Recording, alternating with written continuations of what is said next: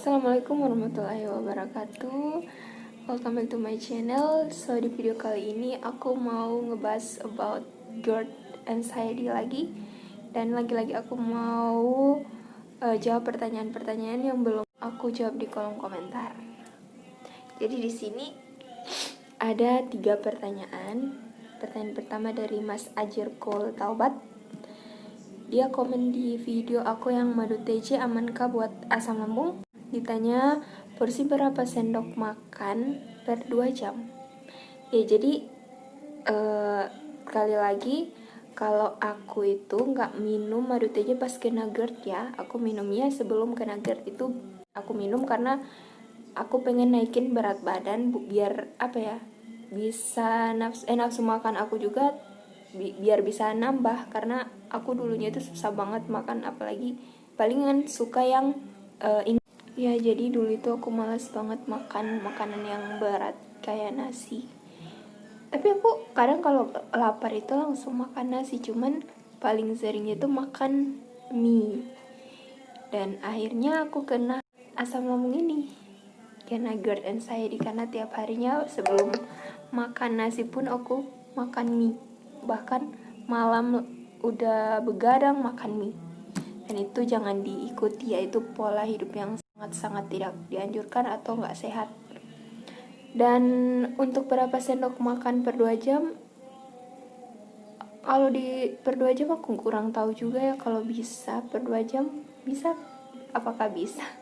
Jadi aku itu dulu minumnya itu pagi sebelum makan. Ya sebelum makan, kadang juga kalau aku habis satu hari itu 2 kali. Habis makan malam. Iya, jadi aku itu minumnya pagi sebelum makan sama malam sesudah makan. By the way juga pernah sih aku minum sore-sore ya, pas pengen aja habis main, terus aku langsung minum aja 1 sendok makan. Ya aku biasanya kalau minum hanya 1 sendok makan. Jadi kalau menurut aku fine-fine aja ya kalau masnya mau minum masnya mau minum per 2 jam itu menurut aku sih aman. Cuman lebih bagusnya itu madu yang asli, yang murni, yang gak ada campuran atau gak dibikin di pabrik loh. Oke, jadi pertanyaan selanjutnya dari Lirik ID. Jadi dia komen di video sendawa, yang cara mengatasi sendawa itu loh. Dia bilang, sama kak kayak saya udah hampir setahun ya. Jadi Lirik ID ini kalau mungkin mungkin dia udah setahun ngalami susah sendawa atau sering sendawa ya. Jadi lebih baik masnya ini jaga 3P dulu, terapin pola hidup sehatnya, pola makan, pola pola pikir diterapin dulu itu. Dan coba hindari dulu makanan yang memicu naiknya gas di lambung atau banyaknya memproduksi lebih banyak gas di lambung. Karena susah sendawa atau seringnya sendawa itu ya dari makan juga kan. Aku dulu itu sampai sering sendawa itu karena ya pantangan makanannya aslam, aku makan lagi, udah tahu-tahu itu belum bisa, di skip dulu, tapi aku malah nakal jadinya ya. Oke ya gitu ya, jadi ujung-ujungnya bakalan kambuh lagi karena udah tahu lambung aku belum bener-bener sembuh, atau masih ada iritasi, atau masih ada apapun yang terjadi di lambung yang masih belum bisa menerima makanan yang berminyak, bergas aku makan. Nah itu terjadilah sering sendawa, kadang juga begas, susah sendawa ya itu.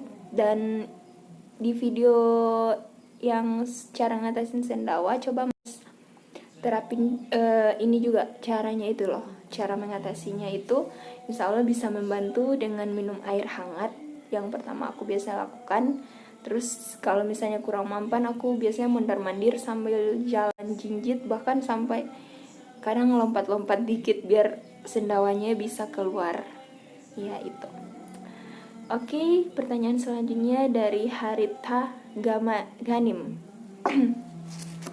Ya, jadi dari Mas Harita Ganim, berapa lama masa untuk sembuhnya, Kak?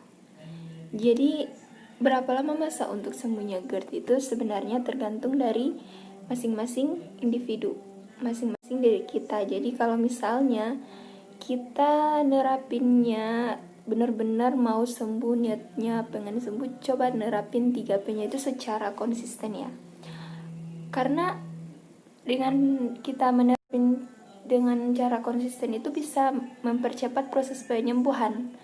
Dan apalagi untuk pikirannya juga harus benar-benar dikontrol, jangan suka mikir yang aneh-aneh apabila ada sensasi baru datang. Aku biasanya gitu loh, kalau lagi ada sensasi yang nggak biasanya datang, kayak sensasinya ini kayak pertama kali datang, terus aku langsung mikir ini, dan aku coba buat pikir positif, ini bawaan dari lambung. Dan ini juga lagi satu, tidak sedikit orang yang masih berjuang untuk menyembuhkan GERD anxiety ini. Ketika udah rasa enakan hanya 5 hari mantang, langsung coba bablas semua makanan atau pantangan aslam. Jadinya ujung-ujungnya kambuh lagi, ngeluh lagi. Ya, jadi harus konsisten dulu. Kalau udah rasa enakan, coba ditahan dulu pengen makan yang pantangannya ini. Karena aku juga dulu kayak gitu. Sebenarnya itu nggak apa-apa ya kalau kita cicipinnya, wajar. Jangan sampai banyak, dan sampai banyak jadinya nanti bakalan kambuh lagi. Aku dulu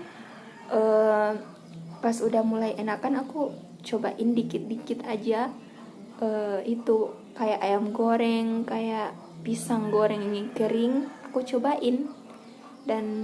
Dan alhamdulillah, sensasinya nggak muncul lagi karena aku sewajarnya aja makan, cobain ini pantangan aslamnya. Dan pernah juga ya dulu aku pas udah pertama mulai pantang makanannya, terus aku mulai rasa enakan kan. Nah, aku coba kebablasan dong, dan ujung-ujungnya pasti kalian tahu, sensasi kayak ganjel di tenggorokan, susah sendawa, begah, kadang pun sampai sesak karena makannya kebanyakan. Kayak sambal yang asam-asam, nyobain gorengan yang banyak minyaknya, jadinya kambuh lagi. Jadi intinya coba jaga secara konsisten biar proses penyembuhannya bisa cepat. Dan intinya kalian kalau udah merasa lebih baik, jangan juga takut buat cobain pantangannya. Boleh dicoba tapi sedikit, yang sedikit ya, jangan banyak-banyak, buat ngetes apakah lambungnya ini udah mulai udah bisa nerima makanan tersebut atau enggak.